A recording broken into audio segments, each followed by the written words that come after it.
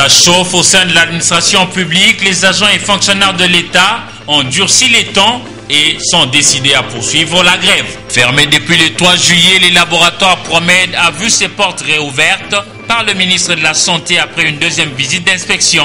Actuellement, les conditions de production de leurs produits répondent aux normes. Antena, le journal, Alain Kiouka. Madame, Monsieur, bonsoir. Bienvenue à cette grande édition du Journal TV sur Antena. Merci surtout d'être avec nous ce soir. Ce journal reçoit pour vous Sébastien Moudjir, secrétaire général adjoint du syndicat Éveil de la conscience ouvrière, ECO en sigle. Il est chargé de la communication au sein de ces syndicats. Avec lui, nous parlerons des élections qui se profilent à l'horizon à la fonction publique, mais nous parlerons également d'autres questions qui préoccupent l'intersyndicale de la République démocratique du Congo. Bonsoir, Sébastien Moudjir. Bonsoir, monsieur le journaliste. Madame, monsieur, encore une fois, bonsoir. À Goma, la situation est redevenue calme après que toutes les autorités aient démenti le rappel à Kinshasa du colonel Mamadou. Mais le silence au front préoccupe plus d'un, étant donné que le M23 se vante d'avoir fait subir de lourdes pertes au FARDC. Commentaire Nora Olondo. La population de Kibumba, qui attendait avec impatience l'arrivée des FARDC, s'indigne du silence observé ce matin au front de Kilimanioka. Est-ce un mauvais présage ou un répit stratégique pour un retour en force? À en croire certains, ce calme précaire cacherait quelque chose car ça sent du roussi. La population de Bumba dénonce l'approvisionnement des M23 en armes et munitions cette nuit par le poste frontalier de Kabouanga. Pour éviter tout malentendu, la commission conjointe de vérification des frontières devrait se déployer sur cette frontière à partir du Rwanda pour se rassurer que le sol rwandais n'est pas utilisé par la rébellion qui, d'après plusieurs sources à Kibumba et Bumba, utilise les postes de Gassizi, Gitotoma et Kabouanga. Ici est de retenir que les forces de l'ONU rangées sont prêtes à intervenir pour sécuriser l'Est de la République démocratique du Congo contre les rebelles du M23. La mission est en état d'alerte avec la brigade d'intervention qui conditionne son implication si les affrontements venaient à menacer la quiétude des civils, particulièrement à Goma et dans les camps des personnes déplacées se trouvant dans cette zone. Justement, j'ai devant moi la déclaration du gouvernement.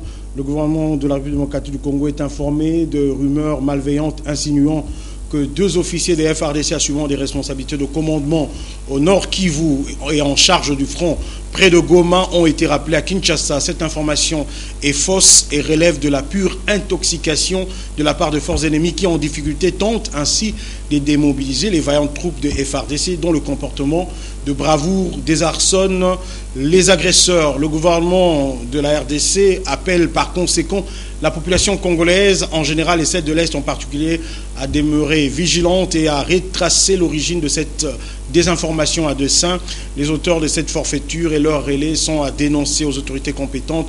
Pour le gouvernement, il n'a jamais été question de soustraire ces officiers de leurs tâches au moment où ils s'activent à la défense de la patrie. Ce communiqué est signé par Lambert Mende Omalanga, ministre des Médias et porte-parole du gouvernement.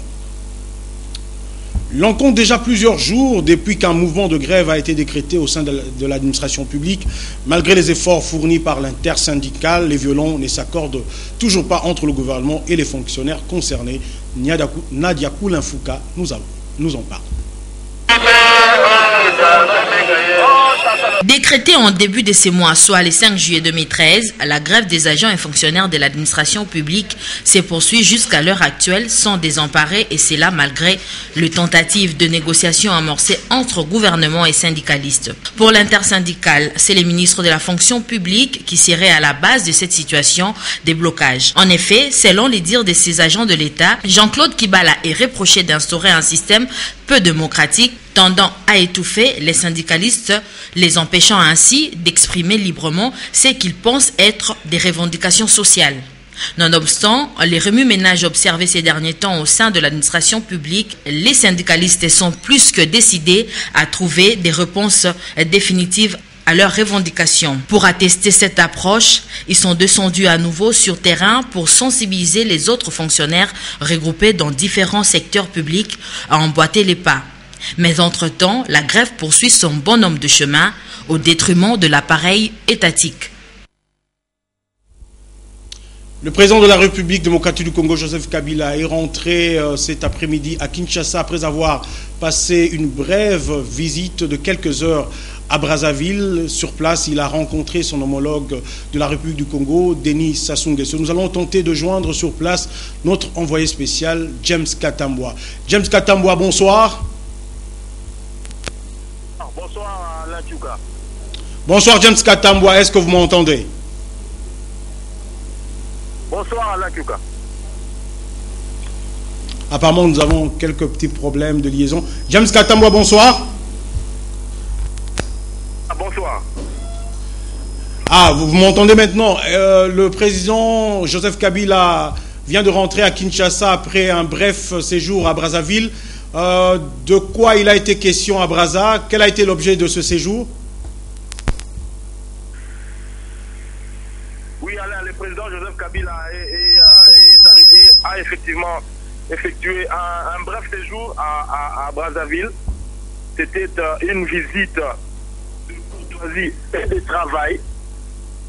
Il faut dire que les deux chefs d'État ont eu un tête-à-tête de pratiquement 3 heures. Le chef de l'État est arrivé aux alentours de 12 heures et immédiatement après, ils ont eu un tête-à-tête avec le président Denis Sassou Nguesso de 3 heures. Et après ce tête-à-tête aux alentours de 16 heures, les deux chefs d'État ont tenu un petit point de presse au salon présidentiel de l'aéroport Maya-Maya. Et c'est là que les deux chefs d'État ont livré l'essentiel de leurs entretiens. Il faut dire que le tout a tourné autour des problèmes qui se passent à l'est de la RDC. Le chef de l'État de la RDC, Joseph Kabila Kabange, est venu prendre conseil auprès de son aîné. Et effectivement, comme on devait s'y attendre, le chef de l'État congolais, Denis Sassou Nguesso, a offert ses bons offices, au président de la RDC. Il est disposé à offrir toute son aide pour la médiation de tout ce qui se passe en RDC. Et vous êtes sans ignorer qu'actuellement on parle de concertation nationale. Et du côté de l'opposition, on a exigé un médiateur neutre. Et répondant à cette question qui lui a été posée, le président Sassou Nguesso s'est dit ouvert à toute sollicitation. Et il est donc prêt, en tant que doyen de la sous-région, à offrir tout son service pour une paix durable en RDC, une paix sociale en RDC. Et c'est aux alentours de 17 heures que le chef de l'État de la RDC, Joseph Kabila Kabange, a pris son avion pour rentrer à Kinshasa. Justement, parlant des bons offices du président Denis Sassou Nguesso, est-ce que le président Kabila a réagi en répondant à ce que le président Denis Sassou Nguesso a exposé à Brazza, notamment qu'il était prêt à venir pour offrir ses bons offices dans le cadre des négociations qui se profilent à l'horizon? Bon, écoutez, Alain, comme je viens de le dire, c'était pratiquement un petit point de presse qui a duré, disons, maximum 7 minutes par là. Donc, c'est le président Joseph Kabila a juste eu une seule question et après lui, c'est le président Denis Sassou Nguesso qui a parlé. Donc, le président Kabila n'a pas eu le temps de donner son point de vue sur les propos du président Denis Sassou Nguesso. Comme c'est lui qui avait ouvert les balles, il a juste dit qu'il est venu auprès de son aîné prendre conseil et parler de toute la situation qui se passe en République démocratique du Congo. Et c'est après lui que le chef de l'État congolais, Denis Sassou Nguesso, a donné son point de vue, donnant ainsi tout son amour pour la RDC et toute sa disponibilité pour qu'il y ait une paix durable en République démocratique du Congo. James Katambwa, et nous vous souhaitons déjà un bon retour ici à Kinshasa. Voilà maintenant une bonne nouvelle pour certaines personnes qui, elles, n'étaient pas en grève, mais en chômage forcé. Après avoir été scellé le 3 juillet dernier, le laboratoire pharmaceutique Promed, situé à Kingabwa, dans la commune de Limete, a réouvert ses portes. Et cela après la deuxième visite d'inspection effectuée par le ministre de la Santé, Félix Kabange. Visite intervenue hier, jeudi 18 juillet, dans la suite du ministre Patricia Bassoa, Jusen Bebele et Nora Olondo Iloua. Inciter les industriels de la pharmacie à travailler dans les normes requises et améliorer les conditions de stockage et de préparation de leurs produits, tel a été le leitmotiv de cette deuxième visite au laboratoire pharmaceutique Promed, situé au quartier Kingabwa dans la commune de Limete. Tout au long de cette visite, le ministre de la Santé a passé au pain de fin toutes les étapes de fabrication, de la salle de stockage au laboratoire, en passant par l'espace de désinfection. Le laboratoire Promed s'est racheté auprès de l'autorité de tutelle en aménageant tous les endroits susceptibles d'être nettoyés et gardés propres. Très satisfait, le ministre Kabange Numbi s'est exprimé en ce terme. Je viens de visiter les usines de Promed. Je pense qu'il y a quelques conclusions que nous pouvons tirer. La première conclusion, c'est que c'est possible de faire une industrie saine, une industrie propre, une industrie capable de produire des médicaments qui sauvent la vie des Congolais au lieu de produire des médicaments qui tuent les Congolais. Aujourd'hui, il y a eu ce grand changement et nous autorisons à ce que dès demain, Promed reprenne la production de ces médicaments. Quant aux responsables de Promed, la joie est incommensurable et les remerciements s'énoncent aisément. Nous sommes très heureux. Premièrement, quand on était sanctionné, ça nous avait été choqué, mais nous avons compris que il y a des failles que nous devons corriger et nous sommes mis directement à corriger et plus vite possible nous avons corrigé. Absolument, nous allons continuer à travailler vers l'excellence. Félix Kabange a également promis de repasser à tout moment pour voir ce que sa visite aura produit comme résultat. Voilà, comme annoncé en début du journal, Sébastien Moudjir, vous êtes secrétaire général adjoint du syndicat Éveil de la conscience ouvrière. Nous avons vu avec vous cette grève qui couvre au sein de l'administration publique. Justement, nous devrions parler des élections qui se profilent à l'horizon. Comment vous vous préparez à ces élections au sein de l'administration publique au niveau de votre syndicat? Merci, monsieur le journaliste, pour m'avoir invité. Et je profite de cette occasion pour dire à tous nos camarades aujourd'hui, appelés à défaut grévistes, qu'ils soient confortés parce que nous sommes sur le chemin pour leur apporter le message de cette éveil de la conscience ouvrière, un message que nous voulons fort. Eh bien, la grève telle qu'elle se passe, les élections qui se profilent à l'horizon, il y a, à mon sens, un lien à établir. Quel est le lien justement? Les liens, c'est les désaveux.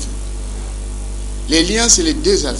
Le désaveu de qui? Les désaveux de tous cette centrale, de toute cette lignée de gens aujourd'hui qui affichent cette ère de défendre les travailleurs, en l'occurrence ceux de nos camarades de la fonction publique, et qui se sont trouvés compromis.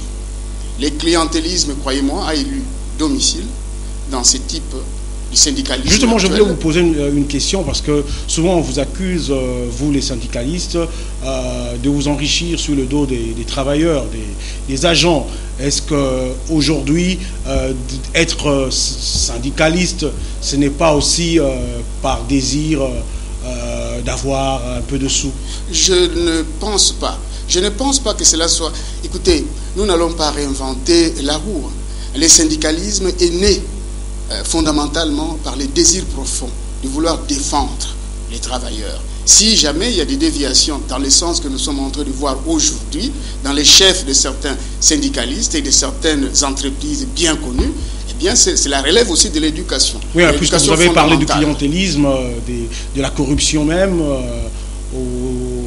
au sein de l'administration publique, il y a des syndicalistes qui sont corrompus.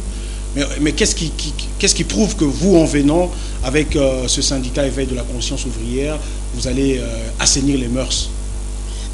Nous ne sommes pas nés de la dernière pluie. Il faut se dire que les syndicats éveil de la conscience ouvrière est une naissance d'amour. Du vrai amour entre les sentiments profonds, entre les valeurs que devrait ressentir l'homme en tant qu'être humain et le travail qu'il est en train de produire pour reconstruire ces pays. Et les travailleurs l'ont compris. Nous aussi, nous avons compris cela, que nous ne pouvons pas pactiser avec les diables. Nous sommes tous appelés à construire ces pays par les travail. Et cela, il faut tenir en main la productivité et la production. Or, à l'ère actuelle, nous l'avons constaté, c'est plutôt la production qui enrichissent les gens et pas la productivité. Je veux dire la dignité humaine. Nous allons poursuivre tout à l'heure. Un accident de circulation s'est produit ce jeudi après-midi sur l'avenue des Poids Lourds à Limete. Le bilan fait état d'un mort et plusieurs blessés. Le ministre de la Santé, qui par coïncidence a emprunté cette route, est venu à la rescousse d'un accidenté qui l'a conduit à l'hôpital général de référence de Kinshasa. Les témoins trouvés sur place à l'hôpital nous en parlent. Leurs propos ont été recueillis par Papi Katassi et Josène Belebele. L'accident s'est passé sur le boulevard Poids Lourds à Kingabwa, à côté de Sokobelam. Un jeune garçon voulait traverser pour aller à la concession de l'Onatra. La voiture l'a percuté pour l'amener jusqu'au caniveau.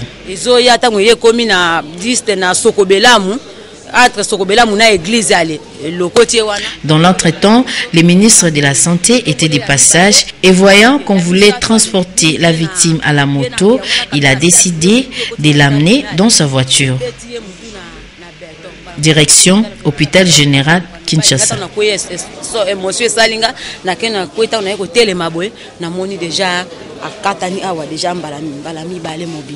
C'est dans ce coutana qui est ministre Abimana place Wanate qui a intervenu Kaya Boete. En tout cas, grâce au ministre de la Santé, le monsieur est vivant.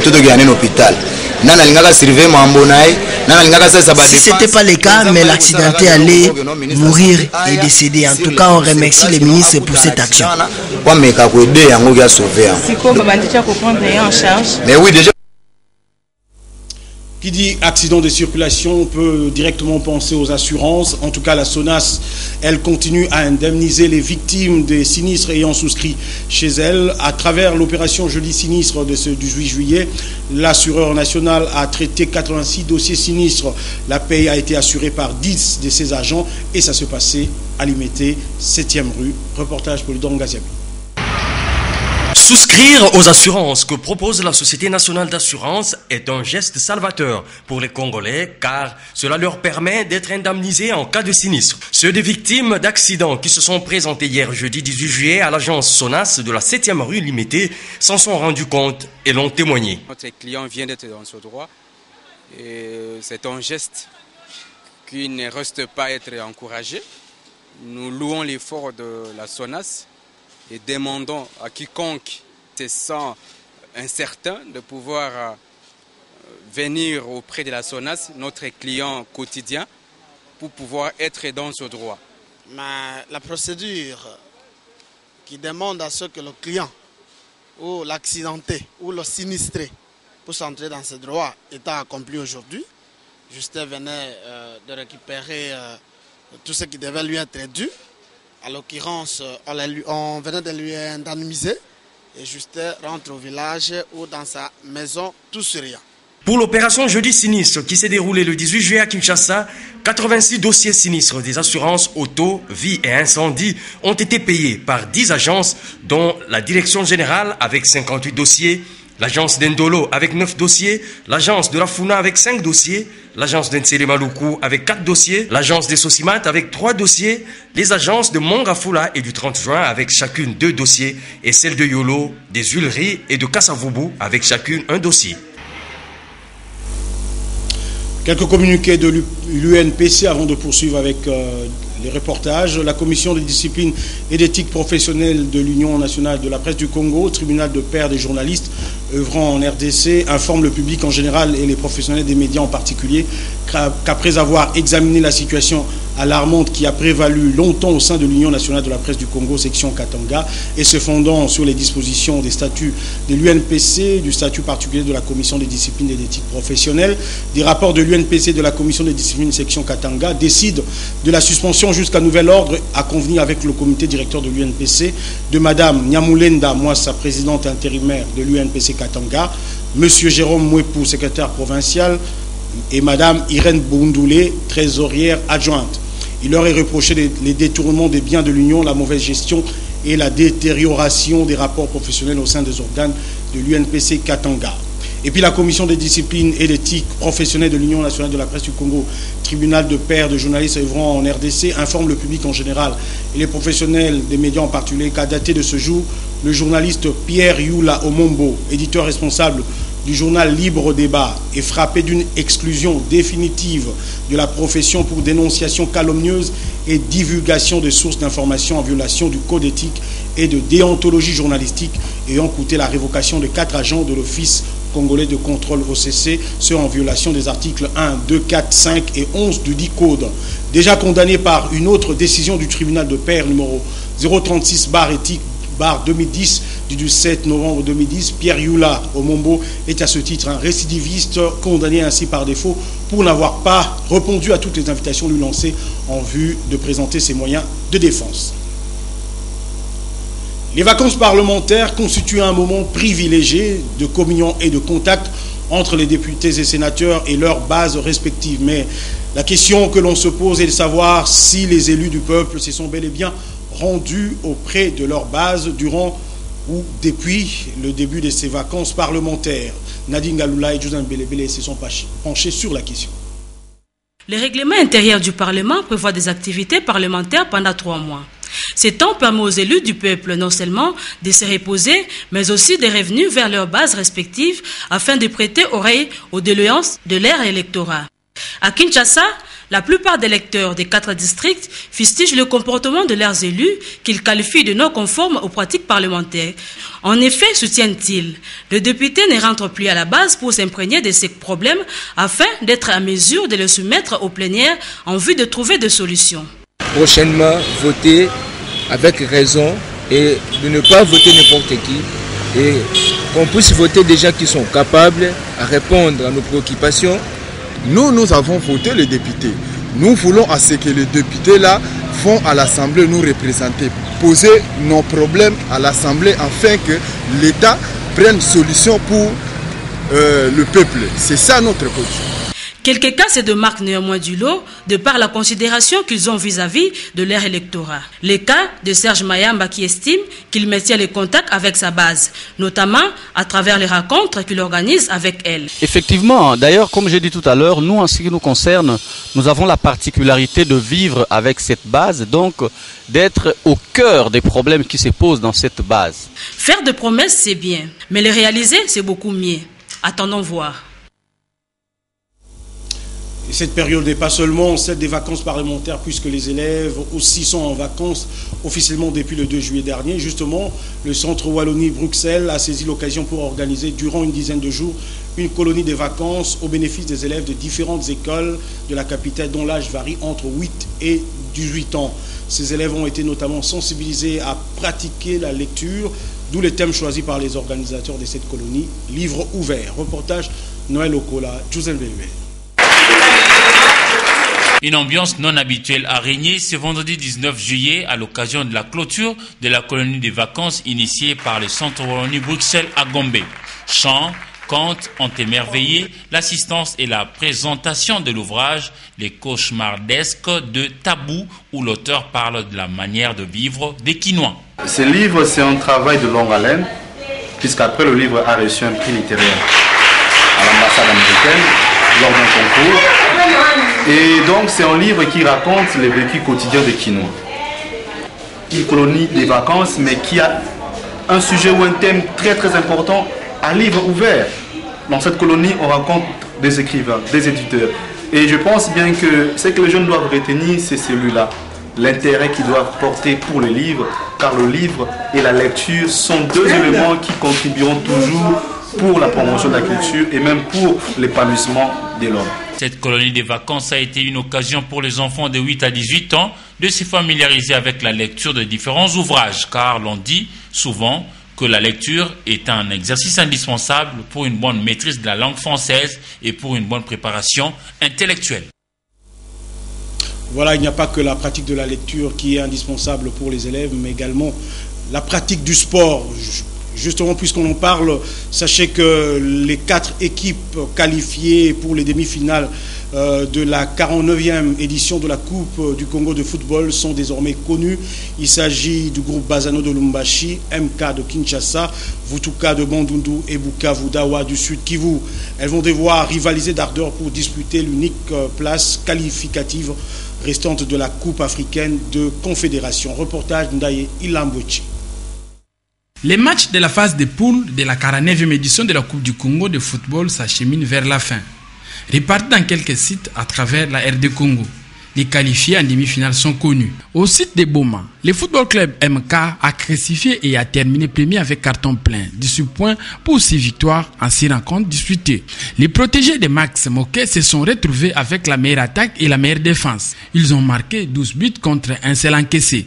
Cette performance leur permet de se qualifier pour la demi-finale. Dans les 2 autres poules qui ont évolué avec 3 clubs, le groupe Bazano de la province du Katanga a surclassé ses adversaires au site de Mbujimaï. Et à Bukavu, chef-lieu du Sud Kivu, la formation de Bukavu Dawa trône en tête au classement partiel avec 5 points. Suivi de Kapako avec 4 points dans son actif et l'association sportive Nika avec un seul point. Il faut noter que les équipes de Bazano de Lubumbashi, MK de Kinshasa, Vutuka de Bandundu et Bukavu Dawa de Bukavu sont qualifiés pour les demi-finales de cette compétition nationale qualificative de la Coupe d'Afrique interclub de la Confédération. À présent, je vous laisse suivre la revue de presse dans une sélection et un commentaire de Polydor Gaziem. L'actualité abordée par les parutions de ce vendredi 19 juillet est dominée par la situation à l'Est où, selon les informations parvenues au journal Le Guide, les FARDC touchent le haut du pavé face aux rebelles du M23. Elles sont plus que fortes, soutient le quotidien qui annonce qu'une dizaine de rebelles a été tuée mercredi 17 juillet par les forces régulières au cours des combats qui se sont déroulés sur les collines Bouhama et Vubiro près de Kibati dans le Nord Kivu. Et alors que les FARDC acculent le M23, affiche le phare à Goma, la population redoute une trahison de Kinshasa. Sa réaction épidermique d'hier, 18 juillet, face à la rumeur d'une mise à l'écart du commandant des opérations au Nord Kivu, en est un signe révélateur. Cette réaction, croit-on savoir, est liée au cauchemar de la chute de la ville entre les mains des rebelles du M23 en novembre 2012, après que des contre-ordres aient démobilisé les troupes des FARDC qui tenaient les différents verrous établis pour faire échec à leur incursion. L'atmosphère était tellement surchauffée, indique le phare, que le gouverneur Paluku a dû lancer un appel au calme à travers les médias, attribuant la nouvelle du prétendu rappel du colonel Mamadou à Kinshasa à une campagne d'intoxication orchestrée par le M23 et ses parrains rwandais. Peu après ce message, écrit le confrère, le colonel Mamadou en personne est intervenu à son tour pour démentir la rumeur de son retrait du front. Voilà, je reviens à vous, Sébastien Moudjir, puisque nous sommes pratiquement à la fin de ce journal. Une question, vous n'avez pas seulement l'ambition de gagner les élections au sein de l'administration publique, vous voulez également vous introduire, être présente dans les entreprises publiques. On a parlé des canards boiteux, notamment aujourd'hui on parle du désengagement de l'État de certaines activités de la SCTP. Avez-vous un avis là-dessus? Eh bien, nous avons un avis et cet avis, je le mets avec compassion au regard des attitudes, je dirais, cavalières, tout à fait cavalières, je l'ai dit, en considérant les patrimoines économiques comme l'ONATRA, comme tout autre patrimoine. Moi, j'aimerais bien comparer ces patrimoines au Congo, qui est le nôtre. Vous voyez, nous sommes délimités et personne ne voudrait que ces Congos soient vendus.